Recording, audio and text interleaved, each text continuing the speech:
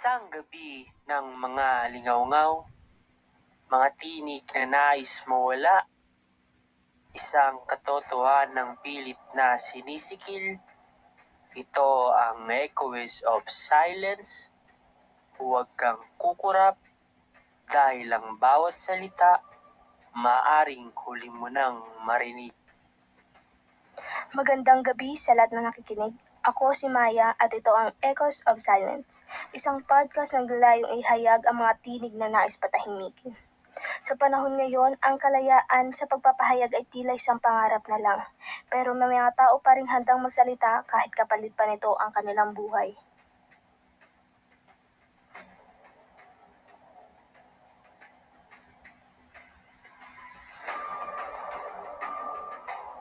Maya, sigurado ka ba sa episode natin ngayon? Baka may nakikinig sa atin na hindi dapat. Alam ko ang panganib, Luis, pero hindi ako titigil. Marami nang nawala at mas marami pang mawawala kung hindi natin ito ilalabas.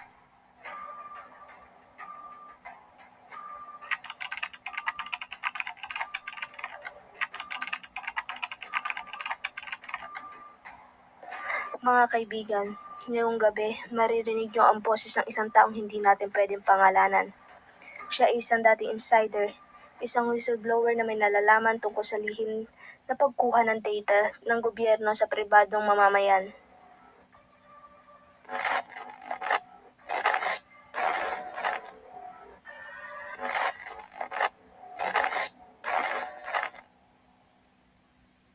Ang pangalan ko ay hindi na mahalaga. Pero ang dapat niyong malaman ay minamanmanan tayo. Lahat ng sinasabi natin, lahat ng ginagawa natin, na itatala. May mga taong nawawala kapag nagsisimulang magsalita.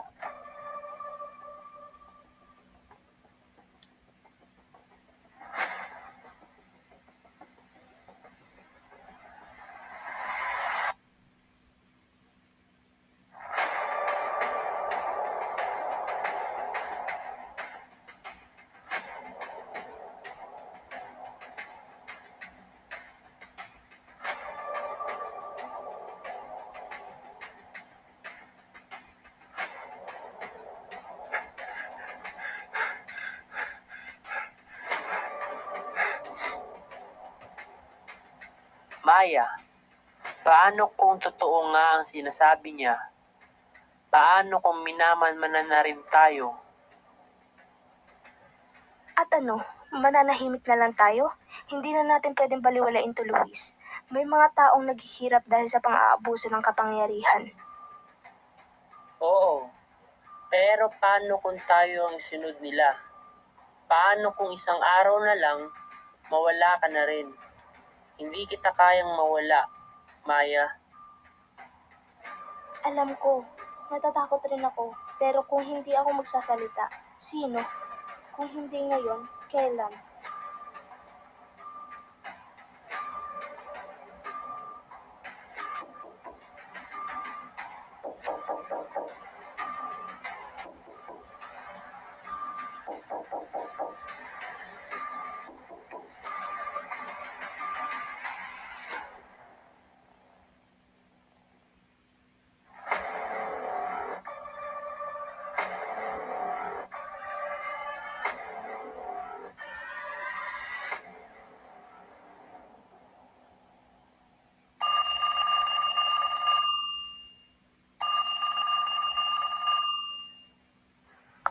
Hello? Maya, itigil mo na yan. May mga mata sa dilim. Huwag kang makapakita. Sino yan? Hindi ko alam, pero parang kilala niya ako. Parang alam niya ang ginagawa natin.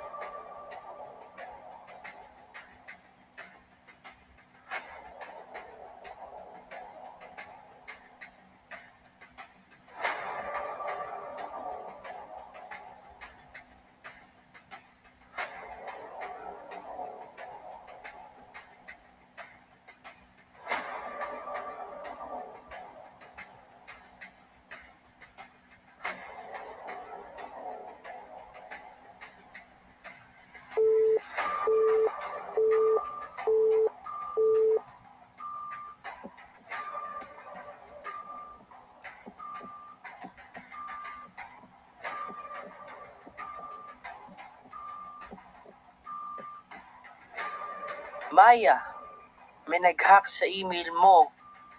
May nagpadala ng scripted file. Buksan mo!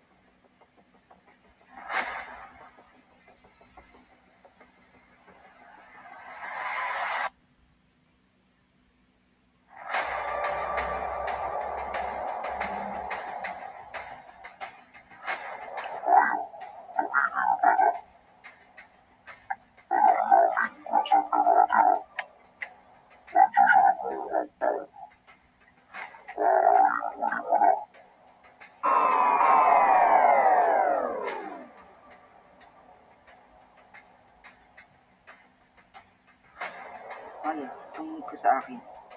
May safe house tayo. Kailangan mo mawala saglit. Paano si Luis?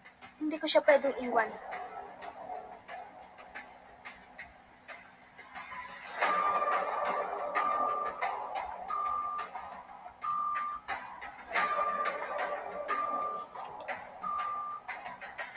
Alam mo bang may batas na dapat nagpro-protekta sa atin? Pero anong nangyayari ngayon?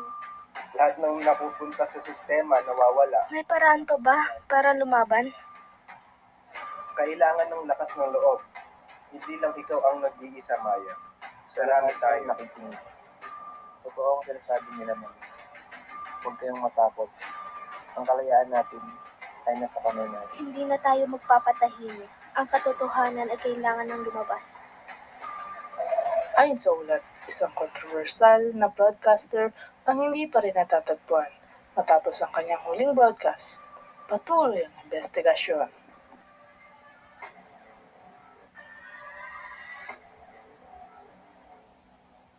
Ito ang Echoes of Silence. Isang paalala na may mga bagay na hindi pwedeng ipawalang bahala na lamang. At dapat laging tandaan na kailangan mag-ingat sa lahat ng bagay.